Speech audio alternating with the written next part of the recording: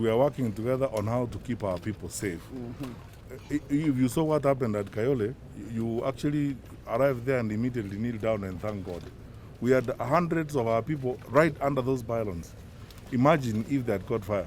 We would have lost hundreds of our people. We are going to start a process now, working jointly with our energy sector actors, of quietly but in a very orderly manner, removing our people from the way leaves and then moving them out of the line. Sensitization will begin. Chiefs, assistant chiefs will meet with these people in the various areas and begin to persuade people and get them to understand why it's very, very dangerous to try and build houses and infrastructure right under the power lines, because that is very, very dangerous. And even those people who try sometimes to steal power and do illegal connections, they endanger not just themselves and their families, but whole groups of people and communities and so on. So that sensitization can only be done jointly between the energy sector actors and the national government administrators. That is why we are spending time here today to go through, to do some sort of risk assessment and then look at where we are. And so that now when we build these synergies, we will help move our people quietly and nicely out of the way leaves and secure them as they move forward. Thank you. In terms of infrastructure, we've seen a lot of, even including power lines. What is causing the blackouts is the scrap metal business. Have you discussed that? Is that something that is also part of this discussion? There's a moratorium in place that was announced by His Excellency the President. Now we are beginning meetings with the energy sector because the moratorium is not eternal. The President imposed a moratorium over a period of time so that we can organize the sector and re-register the dealers and understand and explain to them how they should do their business. We are not lost to the fact that all these scrap metal dealers derive a livelihood from there. They have employed a lot of our people. It's an aspect of our economy. But we can also not do it in a manner that endangers our people. Because what we have seen in the vandalism of infrastructure is actually exposing the country and almost the entire of our population in some cases to grave danger. So that is why we have a moratorium for a short period of time. We have asked our colleagues now in the security sector to enforce the moratorium, but at the same time we begin immediately from next week to have now sectoral discussions on how to organize the sector. We sit down with the council, we look at the act, if there are amendments to be done to the act, they are worked on, and then we bring everyone together so that we build a new regime within which this scrap metal can be done. Otherwise, you see, whatever business you do, if it's not organized and is not conscious of the security of the people it's supposed to serve, my sister, it will hurt all of us. There is no business you can do in this world where you don't pay attention to, the other side. That's why my colleague is talking about end-to-end view of the businesses that we are doing. We want to spend our time on this to be sure that we secure our people. Just imagine for a moment, if you vandalize the railway line, can you imagine the lives you're putting in danger? And then, as people do this and they sell this scrap metal to dealers, some who are not even licensed, some who are in the black market, some who are basically engaged in criminal activity and so on. It has been a chaotic environment. That's why the President, put in place this moratorium. And we have worked with these good people and agreed on how we are going to enforce the moratorium. While on the other hand, again, immediately we start with the Ministry of Trade next week and Industrialization to organize that sector.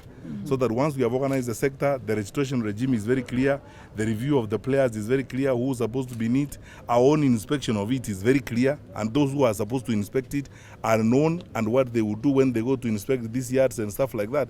Then the business begins operation again. How bad is the vandalism? I'll give you an example. In South Africa, the railway line is collapsing because of the vandalism. Transnet is collapsing.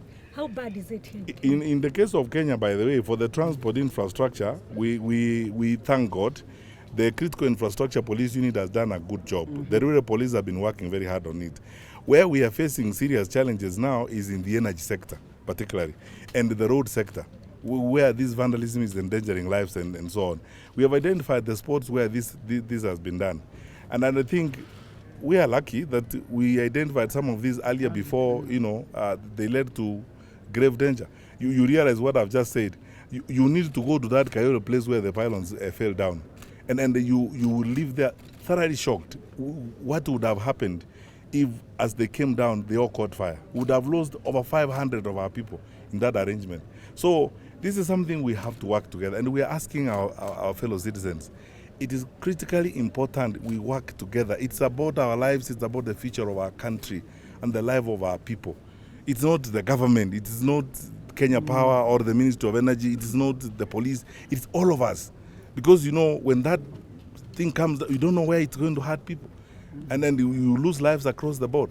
So it's good that we are now all aligned on this matter. We are pulling the sectors relevant together to do this. And I'm very optimistic that meetings of this kind are leading us in the right direction. Thank you.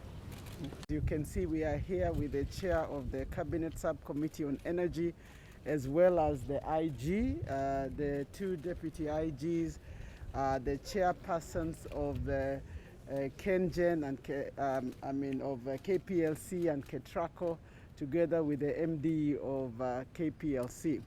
We have had a morning of engagement with all the actors that are responsible for our energy infrastructure across the country.